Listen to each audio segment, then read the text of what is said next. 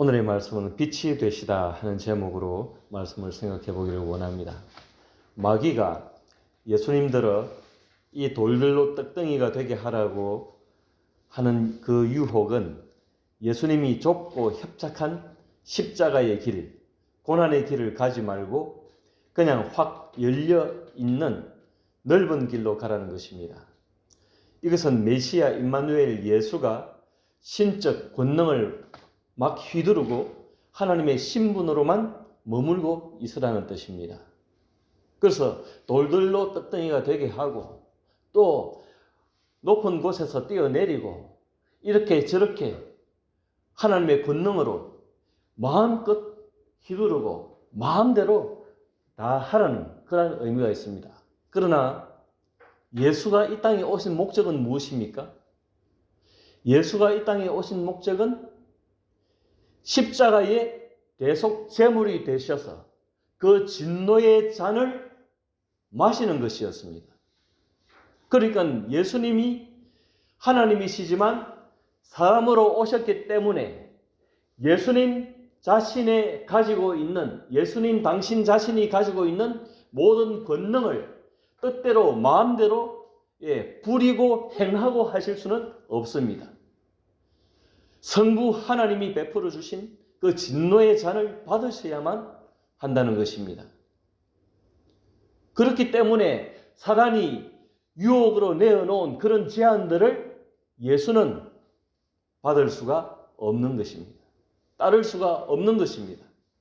예수님은 사단이 내어놓은 그 제안대로 행할 수 있는 권능과 권세와 그런 능력이 충분히 있으신 분입니다. 그럼에도 불구하고 예수님이 이 땅에 사람으로 오셨고 아브라함의 족보 안에 갇히셨고 시간 안에 갇히셨고 이 세상 공간 안에 갇히셨기 때문에 사람으로서 예수님은 하나님의 뜻만 행할 수 있는 순종의 자세로 사셔야 했고 또 제한적인 인생을 사셔야 했다는 것입니다. 예수가 만약 사람 되기를 거부하셨다면 또 고난의 길을 거부하고 하나님의 우편 보좌에만 집착하셨다면 우리네 인생에게는 아무런 희망이 없습니다.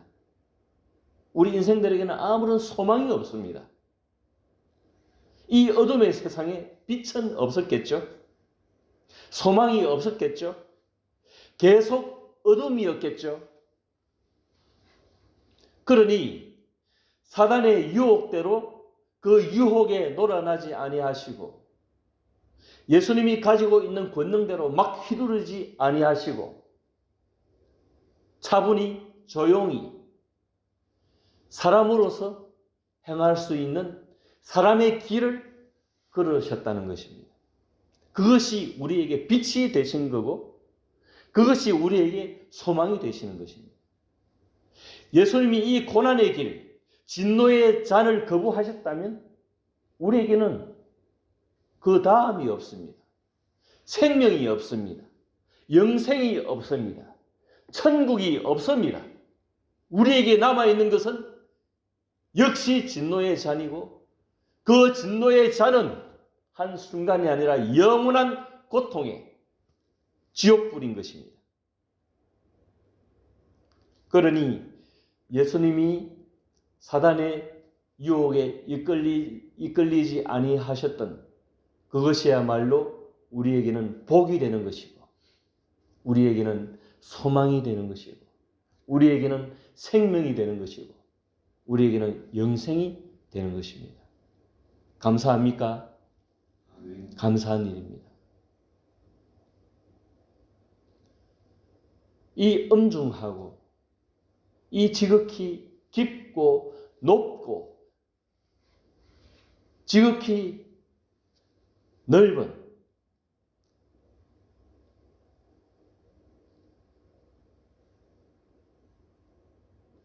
이 자비의 길을 열어놓으셨는데 우리는 그것에 얼마나 감사할 수 있는가? 그것이 우리의 신앙이 되겠죠. 이 점을 언제라도 놓치지 마시기 바랍니다. 우리가 이 땅을 사노라면은 이런 저런 막다른 골목이 있고 장애물이 있습니다. 때로는 똥을 밟아야 되고 때로는 접촉 사고를 또 당해야 되고 예상치 못한 그런 일들이 어마어마하게 많습니다. 그런 것들은 우리를 흔들 것입니다. 우리의 뿌리를 뽑으려는 기세로 우리를 막 흔들어댈 것입니다.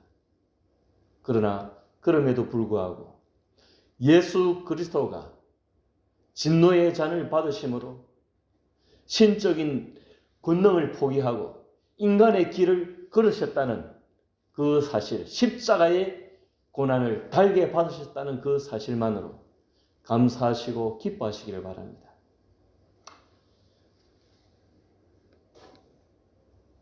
그 감사로 우리의 삶이 물들여지고 그 기쁨으로 우리의 삶이 충만해진다면 비로소 우리는 신앙인이라고 할 수가 있을 것입니다. 예수님과 관계 맺기를 원하십니까? 정녕 원하신다면 예수님의 이 말씀에 귀를 기울이셔야 할 것입니다. 본서 마태복음 7장 13절 14절에 보면은 좁은 문으로 들어가라. 멸망으로 인도하는 문은 크고 그 길이 넓어 그리로 들어가는 자가 많고 생명으로 인도하는 문은 좁고 그 길이 협착하여 찾는 자가 적음이라 말씀하셨습니다. 멸망의 길은 넓다고 하였습니다. 그 문이 크고 그 길이 넓다고 하였습니다. 그러나 생명의 길은 좁은 문이라 하였습니다. 좁고 협착하여 찾는 이가 적다라고 하였습니다.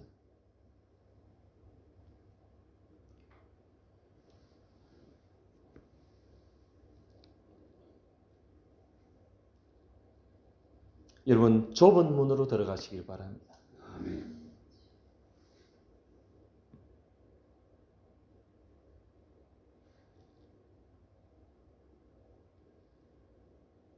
많은 사람들이 넓은 길로 나아갑니다.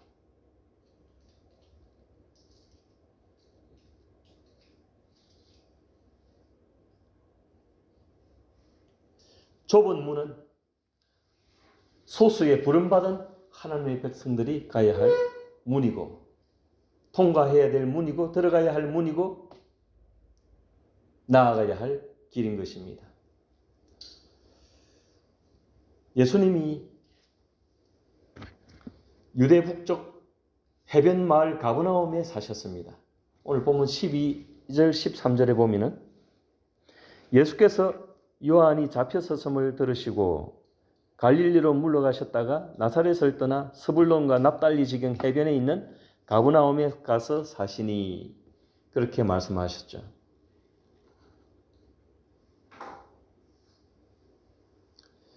회개하라 천국이 가까이 왔느니라고 이 임마누엘의 나라가 도래하였노라고 선포한 이 세례 요한을 포박하고 세례 요한을 죽이기까지 한 그 이 세상의 권세를 피해서 나사렛조차도 떠나셔야만 했습니다. 그래서 예수님이 선택한 그 지역이 어디입니까? 가버나움. 북쪽, 유대 북쪽 해변 마을 가버나움에 사셨습니다. 서불론 납달리 쪽이고 이 갈릴리 지역, 이 이스라엘의 그 북쪽 지역입니다.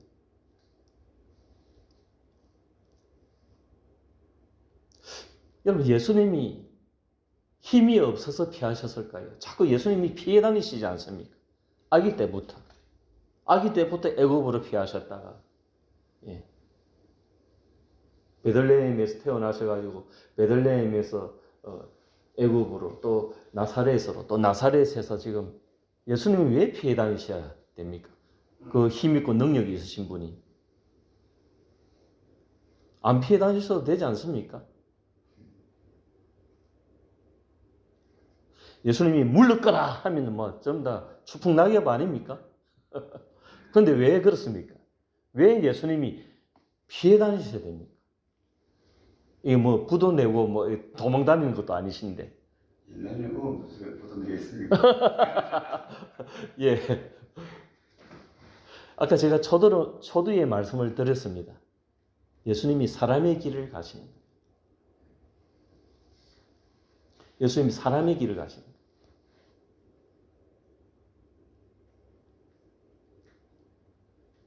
신적 필요에 따라 살벌한 세상 권세를 피하시는 이 예수님의 행보에서 오늘을 사는 우리는 무엇을 배울 수 있는가 하는 점입니다.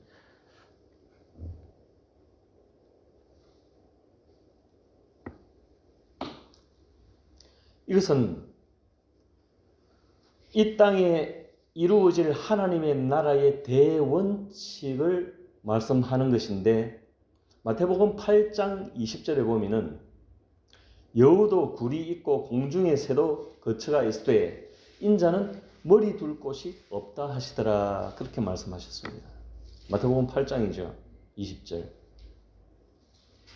여우도 굴이 있고 공중의 새도 거처가 있으되 인자는 머리 둘 곳이 없다 하시더라. 말씀 그대로 피해 다니시는 거죠. 그냥 안전빵으로 어디에 머물러 계실 그런 처지가 아니신 거죠. 안전하다 하는 지대에 계시지 아니하시는 거죠. 늘 예수님이 불안을 느끼시는 분이 아니시지만 예수님의 주변 상황은 항상 인간적인 눈으로 봤을 때는 불안하기 짝이 없는, 위태롭기 짝이 없는 그런 인생을 사시는 겁니다. 그래서 짐승들도 굴이 있고 거처할 굴이 있고 공중에 날아다니는 새들조차도 거처가 있지 않습니까? 새도 둥지를 만들어 가지고 둥지를 지어서 거기에 깃들지 않습니까? 그런데 인자라고 하는 건 예수님 당신 자신을 두고 지칭할 때 하시는 말씀이거든요. 인자는 머리 둘 곳이 없다. 편안하게 어떻게 머리를 두고 누울 자리가 없다는 거예요.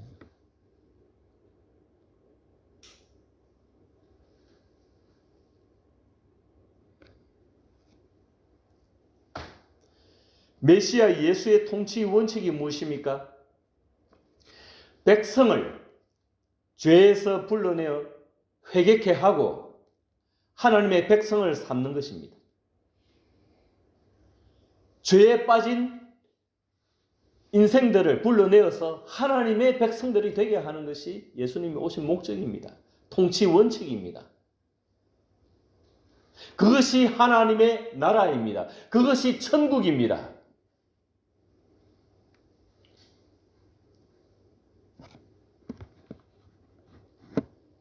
자, 이제부터 좀 위험한 발언이기도 하고 여러분들이 오해하지 말아야 되고 잘 들으셔야 하는데, 그래서 하나님 나라의 이 통치 원칙을 우리가 잘 묵상을 해야 되는데, 작금의 다수 한국 교회 및 이 교인들의 의식과 행보는 어쩌면 우리 주님이 보여주신 행보와 사뭇 다를 수 있습니다. 이 말씀에 오해 없으시기 바랍니다. 저도 개인적으로 대한민국을 사랑하고 자유민주주의와 자유시장 경제 수호에 대한 강한 의지가 있는 사람입니다. 그렇다고 해서 교회의 이름으로 교회의 교세를 힘입어서 혹은 교회의 이름으로 세상 나라를 추구할 수는 없습니다.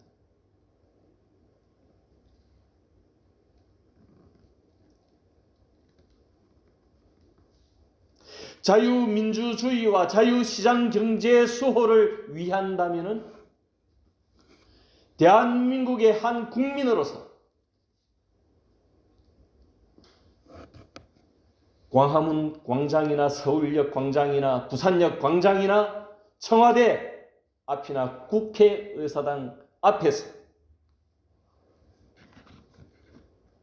한 사람의 국민으로서 의사표시를 하시면 되는 것입니다. 지난번에 촛불이 나를 뒤집어 엎었기 때문에 성에 안 차시면 횃불을 드셔도 좋다라고 생각합니다.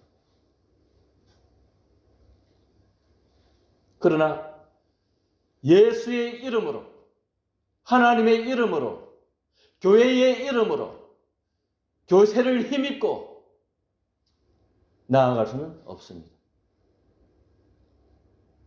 그것을 분명히 하시면 좋을 것 같습니다. 하나님의 왕국이, 하나님의 나라가, 예수 그리스도의 천국이 대한민국 안에 포함될 수는 없는 것입니다. 예수의 나라는 대한민국을 포함하는 것입니다. 예수의 나라는 일본도 미국도 중국도 다 포함시키는 것입니다. 모두를 아우르는 것입니다. 예수의 나라는 이 우주의 삼라만상을 모두 포함시키는 것입니다. 그 모두가 예수 나라 안에 있는 것입니다. 그런데 예수의 나라를 대한민국에 집어넣겠다고요? 어린 반푸느치도 없는 소리. 그는 비성경적이고 잘못된 성경 해석에서 나오는 것이고 메시아 예수 왕국을 오해하는 것입니다. 그러니 우리가 어찌해야 되겠습니까?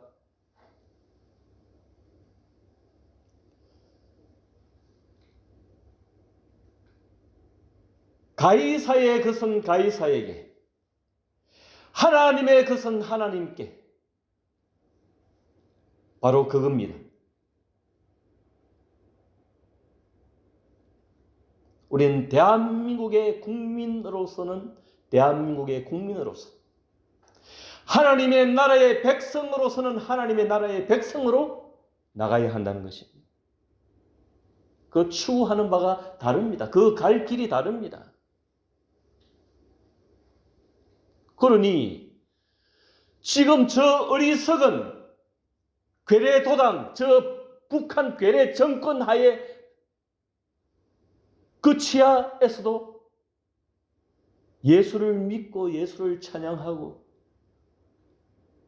하나님을 노래하는 이들이 있다는 겁니다. 그래서 이 예수의 나라는, 하나님의 나라는 어느 정권 밑에 들어갈 수가, 복속될 수가 없는 것입니다. 로마의 통치 아래에 들어갈 수도 없고 일본의 통치 아래에 들어갈 수도 없고 그 식민지 하에 들어갈 수도 없고 대한민국 안에 들어갈 수도 없고 하나님의 나라는 하나님의 나라인 것입니다.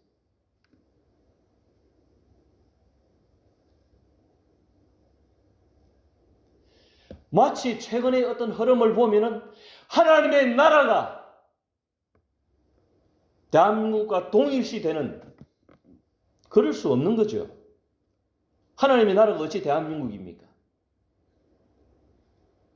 하나님의 나라가 어찌 로마입니까? 하나님의 나라가 어찌 미국입니까? 하나님의 나라가 어찌 일본이 됩니까? 어찌 중국이 될 수 있습니까?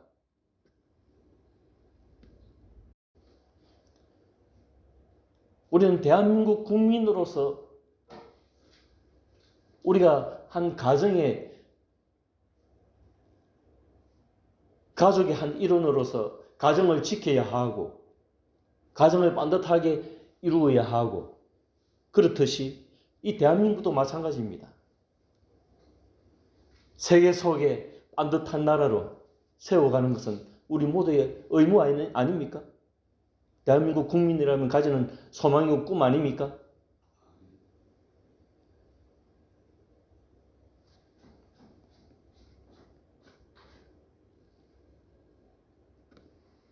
그것을 하지 말라는 것이 아니라 우리가 가야 할 길,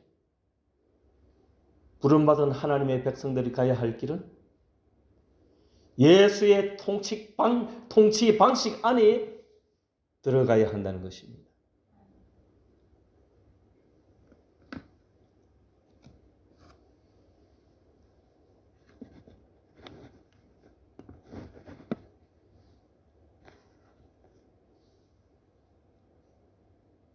이 말씀은 예수를 따라 나서려고 하는 자들이 새겨야 하는 지침인 것입니다.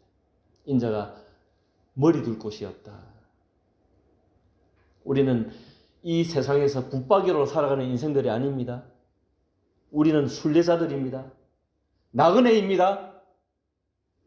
잠시 지나가는 나그네이지만 대한민국의 국민에 포함되어져 있기 때문에 대한민국의 한 국민으로서 납세의 의무, 병력의 의무, 또 여러 가지 의무가 있지 않습니까? 그런 의무를 충실히 이행하고 나라가 잘못된 길로 빠질 때에 국민의 한 사람으로서 당연히 우리의 의사를 표현할 수 있는 표현의 자유가 있는 것입니다. 그렇게 하라는 것입니다. 그러나 하나님의 나라는 다른 것입니다.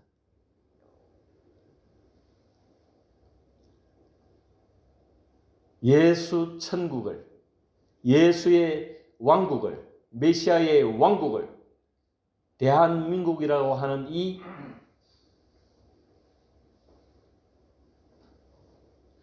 프레임 안에 가둘 수는 없는 것입니다.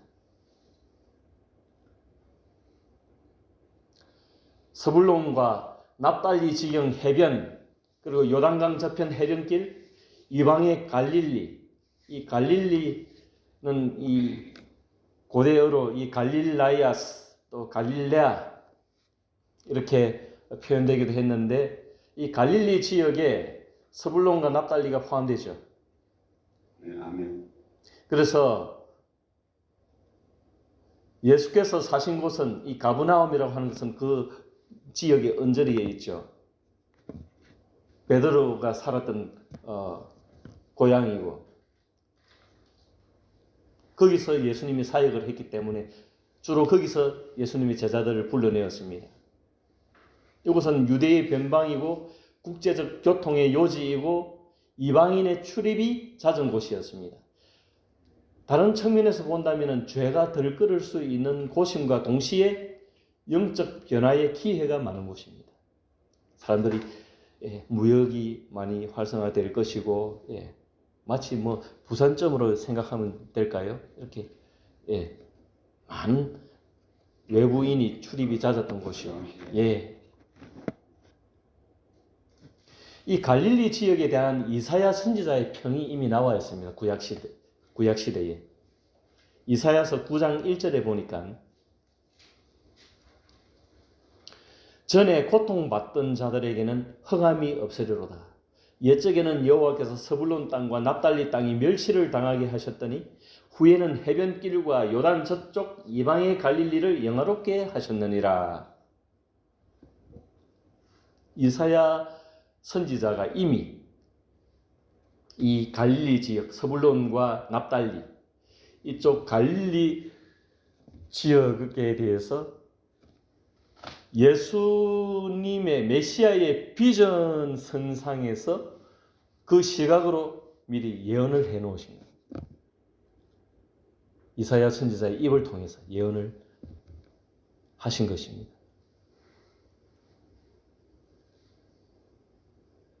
그래서 예수님이 이 갈릴리 지역에서 사시고 이 가브나움에서 활동하셨던 그것을 이미 구약이 예언을 했다는 것입니다. 그러니까 예수님이 기분에 치우쳐 가지고 이리저리로 다니신 게 아니죠.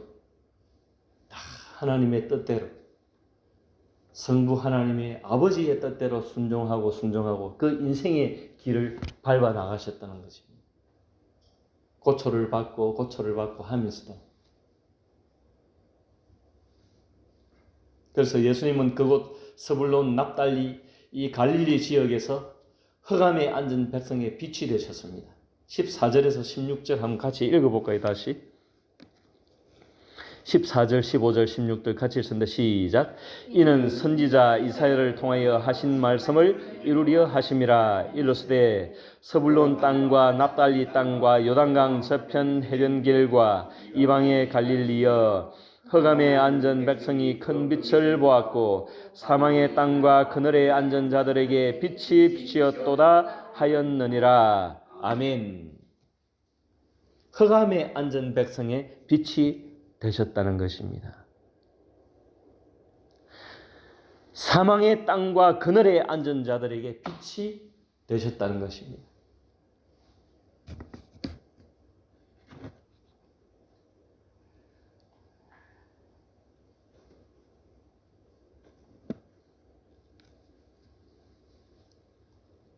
인생들은 이미 사망을 자리로 깔고 앉은 사람들입니다.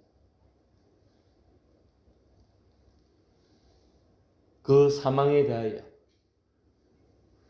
흑암에 대하여, 빛으로 오신 이 예수님에 대하여 우리는 그 자체로서 우리의 소망이 되어야 되고, 우리는 그것을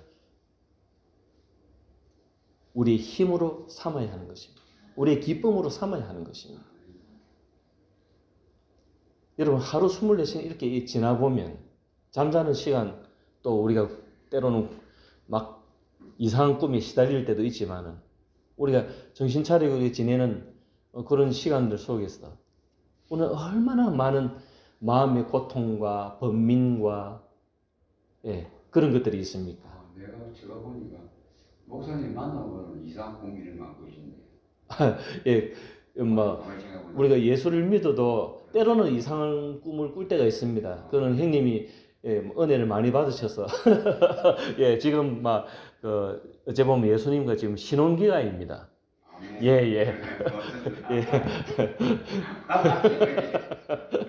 그래서 지금 단 꿈에 젖어 있기 때문에 이상한 꿈이 아직 안 꾸어지는데 조금 지나다 보면 이상한 꿈도 꿀 때가 있습니다. 그건 예수님이 저를 버릴 테니까. 버려서 그런 게 아니고 우리가 이런저런 사단의 시험이 있고 사단은 꿈에서도 나타납니다. 저는 이 마귀하고 꿈에서 칼부림까지 한 사람입니다. 그런 일까지 있으니까 얼마나 그 다음날 힘들겠어요. 와, 목사님 건강. 제가 2번 찔리고 3번째 만나갖고 내가 벼르고 있었거든. 한번 다시 꿈에 나타나면 내가 한번 찌르리라 하고 한번 제가 한 2번 찔리고 제가 마지막으로는 제가 한번 마귀를 찔렀습니다. 그러니까 얼마나 용을 쓰고 사는지 모릅니다.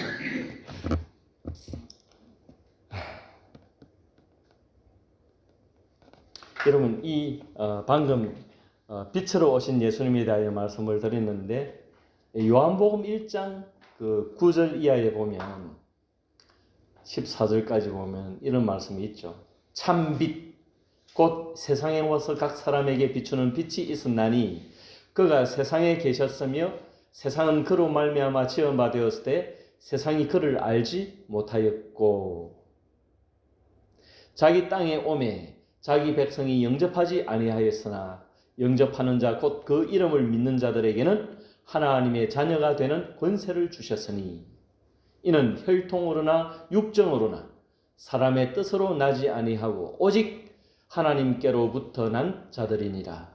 말씀이 육신이 되어 우리 가운데 거하심에 우리가 그의 영광을 보니 아버지의 독생자의 영광이요 은혜와 진리가 충만하더라.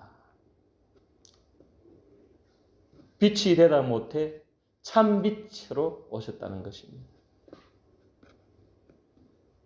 정작 그가 지으신 백성들은 깨닫지도 못하고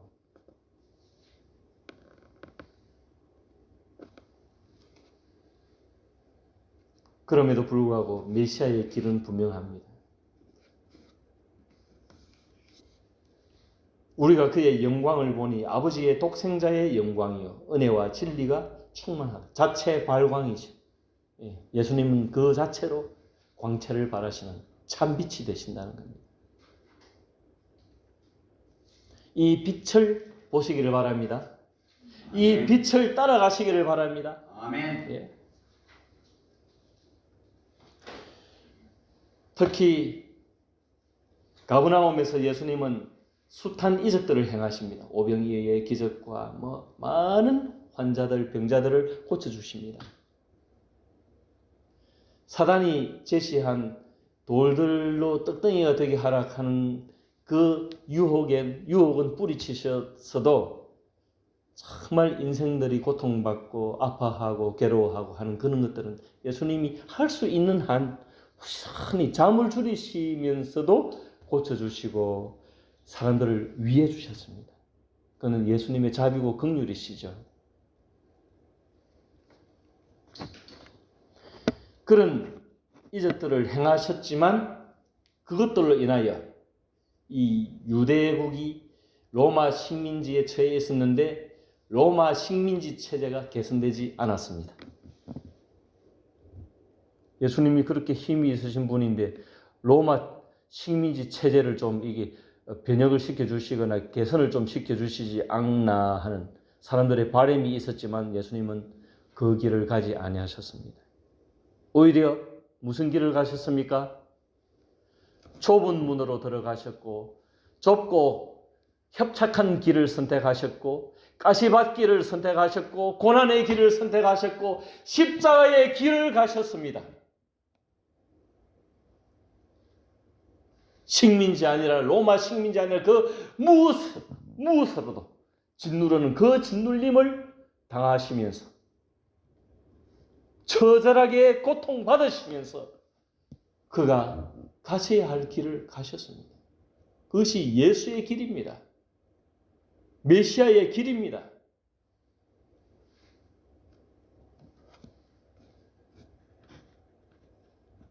흑암에 비추이신 예수의 빛에 사람들은 어떻게 반응해야 할까요? 본문 17절 다시 한번 같이 읽어볼까요? 17절 같이 읽습니다. 시작. 이때부터 예수께서 비로소 전파하여 이르시되 회개하라 천국이 가까이 왔느니라 하시더라. 아멘. 이 비추이시는 이 빛에 대하여 사람들은 회개로 반응해야 된다는 것입니다. 회개한다는 것은 무엇이라 했습니까? 회개는 따라합니다. 회개는 하나님께로 돌이키는 것입니다. 하나님께로 돌이키는 것입니다. 네, 그렇습니다. 하나님을 떠난 사람들, 세상에 기웃거리는 사람들이 다시 그 마음을 모아 하나님께로 돌이키는 것. 하나님의 언약 안으로 들어오는 것. 하나님의 말씀 안으로 들어오는 것. 하나님의 뜻 안으로 들어오는 것. 예수 안으로 들어오는 것. 그것이 회개입니다.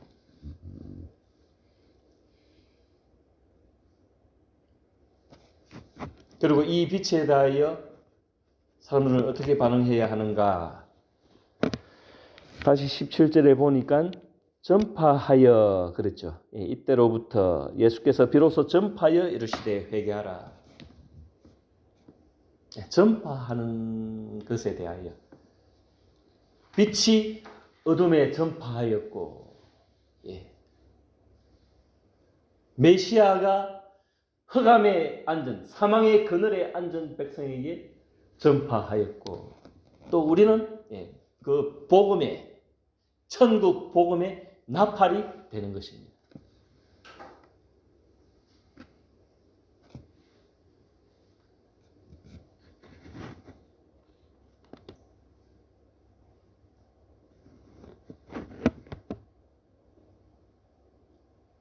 말씀을 정리하기를 원합니다.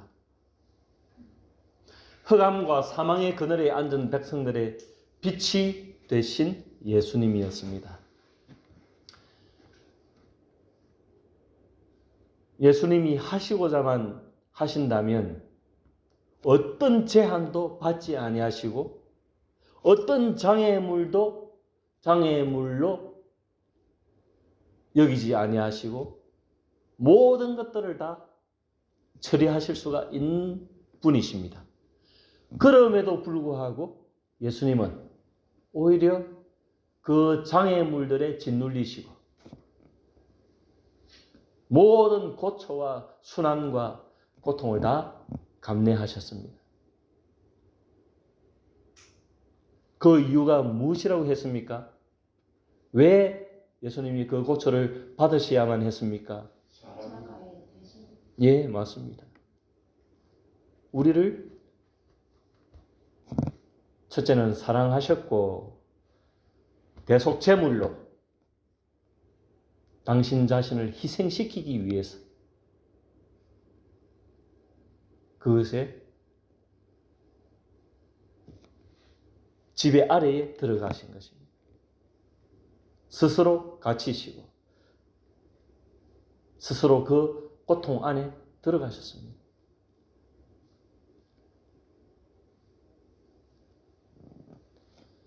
우리를 구하시려고 흑암으로 들어가셨습니다. 우리를 구하시려고 사망의 그늘로 들어가셨습니다.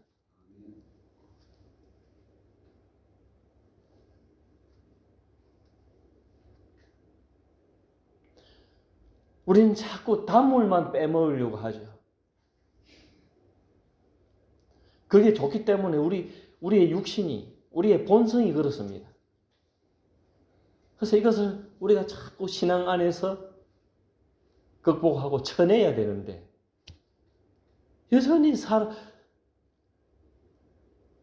살아가면서도 느끼는 것은 그걸 잘 쳐내기 어렵습니다. 저보고 단 거 자꾸 먹지 말라고 주변에 식구들의 이게 자꾸 이 권고를 받고는 하지만 그게 제어가 잘 안 됩니다. 그런 것처럼 우리가 자꾸 단물만 먹으려고 하는 그런 속성이 있는 거죠. 저도 어른 맞습니다. 야단 많이 맞습니다. 예, 그러니까 이런 우리의 속성들 속에서 예수님의 가신 이 가시밭길을 우리가 따라가야 되는데 어찌하면 좋을까요? 이게 우리에게 주어진 숙제입니다. 이것은 여러분 우리 책임 영역입니다.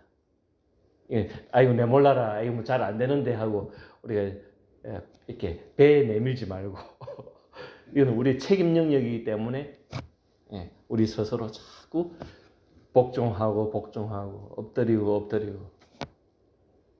고개를 숙이고 그래서 회개하고 또 회개하고 또 회개, 기도하고 또 기도 그럴 수밖에 없습니다. 그 외에 다른 방법이 없습니다. 예. 그래서 오직 하나님의 은혜로 사는 겁니다. 은혜로 살아야 되는 거죠. 그래서 그 은혜를 구해야 되는 거죠. 구하고 또 구하고. 빛 대신 이 예수님을 바라보고 그 빛이 우리에게 소망을 가져다 준 그 사실을 늘 기억하시고 이것을 우리에게 우리의 힘으로 삼고 우리의 기쁨으로 삼고 우리의 삶의 하나의 근간으로 삼는 그런 은혜가 우리 모두에게 있으시기를 주님의 이름으로 축원드립니다. 아멘.